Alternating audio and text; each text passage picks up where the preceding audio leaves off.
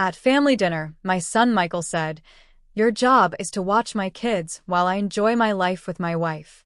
It's that simple. If you have a problem with it, the door is right there." I responded, "Perfect. I'm leaving. And you two can start paying your own bills. It's that simple." Those words left my mouth before I could even think them as cold as the ice floating in the water glasses on the table. Michael stopped chewing. Jessica dropped her fork. The sound of metal against porcelain echoed in the thick silence that filled the dining room. My 3 grandchildren looked up from their plates, confused, sensing that something had just broken, but not understanding what. Only Claire, my 16-year-old granddaughter, was looking at me with those dark, all-seeing eyes, the ones she inherited from my mother. And in her gaze, there was something I didn't expect to find. Pride. I should have seen it coming. I should have noticed the signs during these 3 months. The glances Michael and Jessica exchanged when they thought I wasn't looking. The conversations that ended abruptly when I entered the living room. The suitcases always packed by the front door as if this house were a hotel and I was the permanent staff. But a mother never wants to believe her own son is using her. A mother always finds excuses, always justifies, always forgives before she's even asked for forgiveness. I stood up slowly with the dignity my own mother taught me when I was just a girl in the countryside. I didn't tremble. I didn't cry. I simply folded the cloth napkin I had on my lap, placed it next to my plate of untouched food, and walked to my room without looking back. I heard Michael's chair scrape against the hardwood floor. I heard his voice calling me, but I sounded distant, as if it were coming from the bottom of a well. "Mom, wait." It wasn't a big deal, but it was a big deal. It was a much bigger deal than he could possibly imagine. That Sunday night, that dinner I myself had spent 4 hours preparing, was the moment everything exploded. But the story began much earlier, 3 months ago, when Michael called me on a Tuesday afternoon. I was in my little house upstate, the one I bought with your father's pension money after he died, watering the basil plants in the small garden I loved so much. The phone rang as the afternoon sun cast a golden glow on the cream-colored walls of my home. The one I painted with my own 2 hands. The one where every corner held a memory of the 30 years I lived alone but never lonely. "Mom, I need you." Those were his words. "Mom, I need you." And I, as always, dropped everything. Michael explained that Jessica was exhausted, that the 3 children were too much for her alone, that his job as an executive kept him traveling constantly all over the country, sometimes for weeks at a time.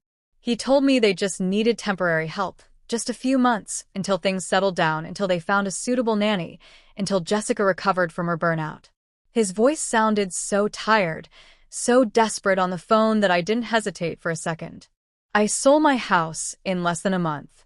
That little house with its porch where I drank coffee every morning watching the sunrise.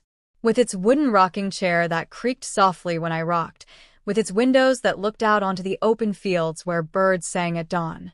I sold it for $45,000, less than it was worth, because I needed the money quickly to help my son. Michael told me I could stay with them as long as I needed, that there was a room for me, that we would be a united family again, just like when he was little. I arrived on a Friday afternoon with my 2 suitcases and 3 boxes. That was all that was left of my life. The rest I sold, gave away, or left behind. Michael and Jessica received me with hugs and smiles. The children ran to me shouting, "Grandma, Grandma." Claire, the oldest, greeted me with a kiss on the cheek and a look that even then struck me as sad. Owen and Caleb, the 8-year-old twins, jumped around me like excited puppies. Everything seemed perfect. They showed me my room, a small room at the end of the hall, the one they used to store Christmas decorations and boxes of things they no longer used. There was a twin bed, a narrow closet, and a window that looked out onto the back alley. The walls were white and bare. There was no space for my rocking chair. There was no space for my framed photos. There was no space for almost anything that was me. But Michael put his hand on my shoulder and said, "It's temporary, Mom, just until we get organized." And I smiled and said it was perfect, that it was all I needed. The first week was lovely. I cooked for everyone, prepared the children's school lunches, washed the clothes, ironed Michael's shirts. Jessica thanked me with hugs and told me, "I don't know what we'd do without you, Eleanor." Michael would come home from work to find the house clean, dinner ready, the children bathed, and their homework done. I felt useful. I felt needed. I felt part of something important again. The second week, Michael and Jessica announced they had to travel for work. 3 days to the state capital for an important conference. I would stay with the children. Of course, I said that's what I'm here for. They left on a Wednesday morning with their elegant suitcases. Jessica in that salmon-colored dress that highlighted her slim figure. Michael in his gray suit that made him look successful and confident. They kissed me on the cheek and left. Me a list of instructions taped to the refrigerator. They returned on Sunday night, tanned and relaxed, smelling of expensive perfume and wine. They brought me a box of chocolates as a thank you. The third week they traveled again, and the fourth. And so it became a routine. I would wake up at 5 o'clock in the morning before the sun came up. I'd prepare the coffee in that silver coffee maker that made a sighing sound when it finished. The smell of coffee filled the silent kitchen as I prepared 3 lunch boxes with sandwiches cut into perfect triangles, washed fruit, and homemade cookies. I would wake the children at 6:30. I'd dress them, comb their hair, tie their shoes. I'd walk them the 4 blocks to their school. Owen holding my right hand, Caleb my left. Claire walking ahead with her backpack slung over one shoulder, her earbuds in. I'd return to the empty house and clean. Every day I cleaned that house that was never finished being clean. I mopped the hardwood floors, dusted the furniture, folded the laundry, tidied up the toys the twins left scattered everywhere. At noon, I would eat alone in the kitchen, standing by the sink, looking out the window at the neglected backyard. In the afternoons, I'd pick up the children from school, give them a snack, supervise their homework, and take them to the park if the weather was good. At night, I cooked dinners that Michael and Jessica rarely ate because they arrived late or not at all. The suitcases by the door became part of the landscape. There were always 2 suitcases ready, one black and one wine-colored, waiting for the next trip.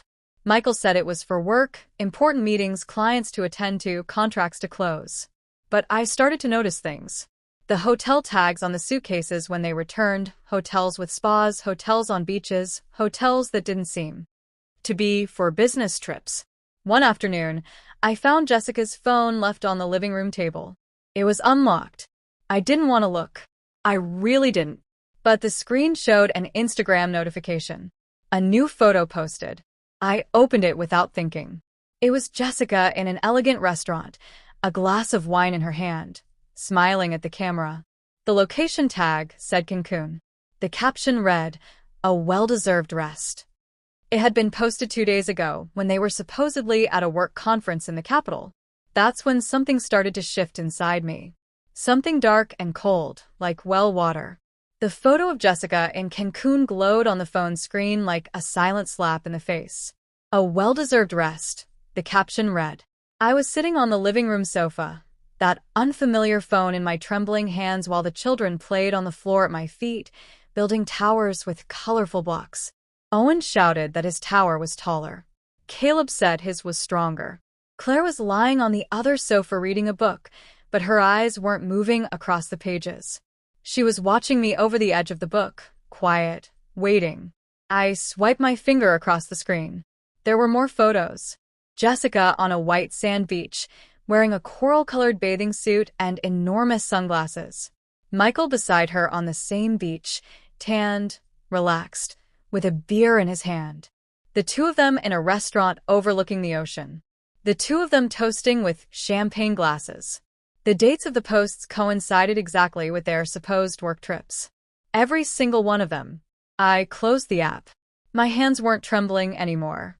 Something strange was happening inside me. Something that wasn't anger or sadness, but a kind of cold clarity. Like when dirty water settles and you can suddenly see the bottom of the river.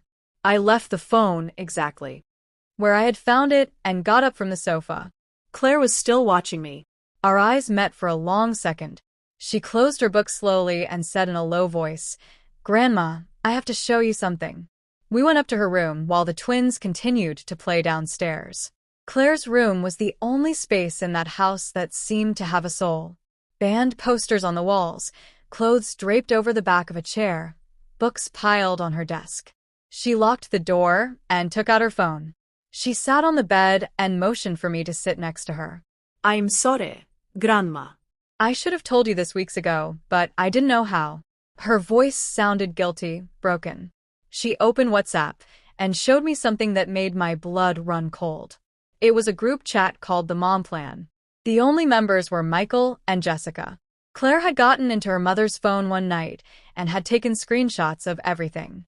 Now she showed them to me one by one slowly, giving me time to read each message. The group had messages from 4 months ago before I had even sold my house. Michael, I talked to my mom.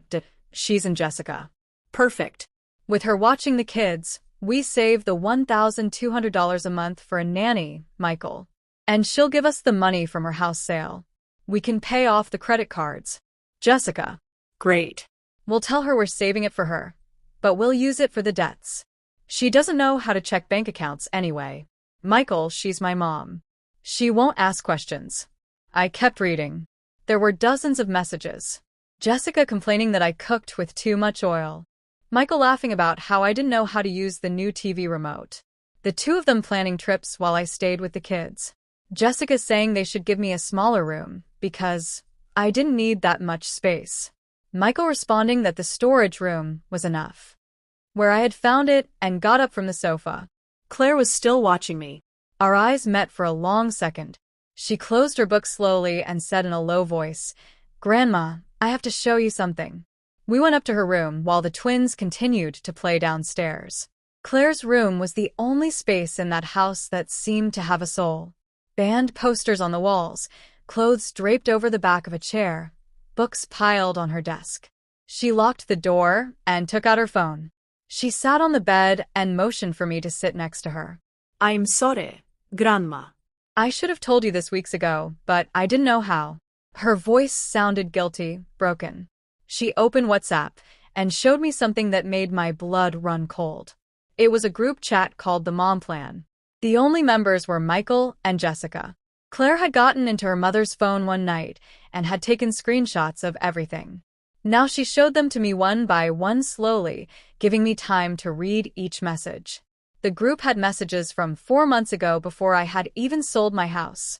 Michael, I talked to my mom. She's in Jessica. Perfect. With her watching the kids, we saved the $1,200 a month for a nanny, Michael. And she'll give us the money from her house sale. We can pay off the credit cards. Jessica. Great. We'll tell her we're saving it for her, but we'll use it for the debts. She doesn't know how to check bank accounts anyway. Michael, she's my mom. She won't ask questions. I kept reading. There were dozens of messages. Jessica complaining that I cooked with too much oil. Michael laughing about how I didn't know how to use the new TV remote. The two of them planning trips while I stayed with the kids. Jessica saying they should give me a smaller room because I didn't need that much space. Michael responding that the storage room was enough. For someone my age. There was a recent message from 2 weeks ago. Jessica, your mom is starting to ask questions about the money. Michael, I'll tell her it's invested. She doesn't understand that stuff. Jessica, we should have her sign a power of attorney. That way, we have total control. Michael, good idea. I'll tell her it's in case of an emergency. Claire took the phone from my sight. I had my hands clenched in my lap, my nails digging into my palms.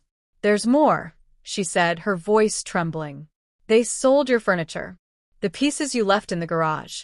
Mom posted them on Facebook Marketplace. They sold them for $800 and went out to a fancy restaurant. I know because I was there. They made me go. Dad made a toast and said, "Thanks, Mom, for your generosity." I stood up.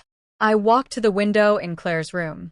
From there, I could see the quiet neighborhood street, the trees with their leaves moving gently in the wind, the identical houses with their perfectly manicured lawns. Everything looked so normal, so orderly. But I felt like my entire world had been turned inside out like a dirty sock. For 3 months, I had believed I was helping my son. For 3 months, I had gotten up at 5 o'clock in the morning. I had ironed, cooked, cleaned, and cared. For 3 months, I had slept in that tiny room, feeling useful, needed, important, and it had all been a lie from the beginning. Grandma, I'm so sorry. Claire's voice pulled me from my thoughts. She was standing next to me, tears rolling down her cheeks. I wanted to tell you sooner, but I was scared. I was scared you would leave, and I'd be alone with them. Because you're the only one in this house who treats me like I matter. The only one who asks how my day was. The only one who sees me. I hugged her. I felt her thin body tremble against mine. She was just a child, barely 16, trapped in a family that used her as decoration. I realized then that I wasn't the only one being exploited in that house. Claire was invisible to her parents, too. Just another responsibility delegated to Grandma while they enjoyed their perfect Instagram life. I'm not leaving without you, I whispered in her ear. I promise you that. That afternoon, after picking up the twins from school and giving them their snack, I waited for them to start watching TV. I went up to my room and closed the door. I took out an old notebook from my suitcase, one I had kept for years, to write down recipes and shopping lists. I tore out a clean page and began to write. I wrote down everything I remembered. The dates Michael asked me for the money, the times they traveled, the missing furniture, the promises they made, every detail, every conversation, every lie. Then I searched the bottom of my suitcase for a creased business card I had saved years ago. It was from a lawyer in the town where I used to live, an older man who helped me with the paperwork when your father died. His name was Arthur Vance. I didn't know if he was still working, if he still had the same number, but he was the only person I could think of who might help me. I went down to the kitchen and used the house landline to call. I dialed the number with trembling fingers. It rang 3 times. 4, 5. I was about to hang up when I heard his voice. Arthur Vance's office. My heart skipped a beat. This is Eleanor Ramirez, I said, my voice firmer than I felt. I don't know if you remember me. You helped my husband with his will years ago. There was a pause, then his voice warmer. Of course, I remember you, Mrs. Ramirez. How are you? Tell me how I can help you. I told him everything. I spoke in a low voice so the children wouldn't hear me from the living room. I told him about the money, the sold furniture, the lies, the messages Claire had shown me. He listened in silence. When I finished, there was another long silence. Then he said, Mrs. Ramirez, what you are describing is financial elder abuse. It's a crime. You have rights. You have options.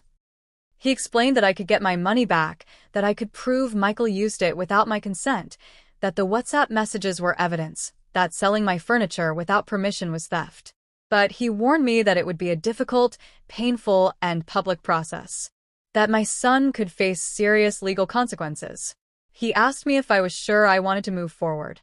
I looked around that kitchen that I cleaned every day, the clean dishes in the drying rack, the mopped floor shining under the light, the grocery list on the refrigerator in my handwriting, all evidence of my invisible work. My life turned into unpaid service. I thought about my sold house, my lost garden, my stolen mornings. I thought about Claire, crying on my shoulder. I'm sure, I said. Tell me what I need to do. Arthur gave me precise instructions. I needed proof of everything. The WhatsApp messages Claire had shown me were a start. But we needed more. I needed bank documents showing that Michael had used my money. I needed evidence of the furniture sale. I needed to record conversations if possible. But above all, he told me something that seared into my brain like a hot iron. Mrs. Ramirez, you cannot let them know that you know. You have to act normal. You have to keep being the helpful grandmother while you gather the evidence. If they suspect anything, they will hide everything, and you will lose your chance. Act normal. Those 2 words became my mantra for the following weeks. Act normal while inside, I felt like I was falling apart. Act normal while preparing breakfast for the very people who had betrayed me. Act normal while ironing the shirts of a son who saw me as a free employee. That same night, Michael and Jessica arrived late again. They came into the house laughing about something with bags from an expensive store hanging from their arms, Jessica was wearing a new lavender-colored dress that probably cost more than what I spent on food for the entire week. They found me in the kitchen cleaning the dishes from the dinner they hadn't arrived in time to eat. "Hi, Mom," Michael said, kissing my forehead as if nothing was wrong. "The kids already asleep?" I nodded. "They're in bed. Claire is in her room." Jessica walked past me without a glance, her heels clicking against the hardwood floor, leaving a trail of cloying perfume that turned my stomach. Michael opened the refrigerator and took out a beer. He leaned against the counter and looked at me with that expression I used to mistake for affection, but which I now recognized as condescension. "Mom, I need to talk to you about something important." My heart sped up, but I kept my hands steady, washing a plate. Tell me, son. He took a long drink of his beer. "It's about your finances. I've been thinking you should sign a power of attorney. It's a legal document that lets me manage your money in case you have a medical emergency or something. It's for your own security." There it was. Exactly what the WhatsApp messages had predicted. I put the plate in the drying rack and dried my hands on the dish towel slowly, giving myself time to control my voice.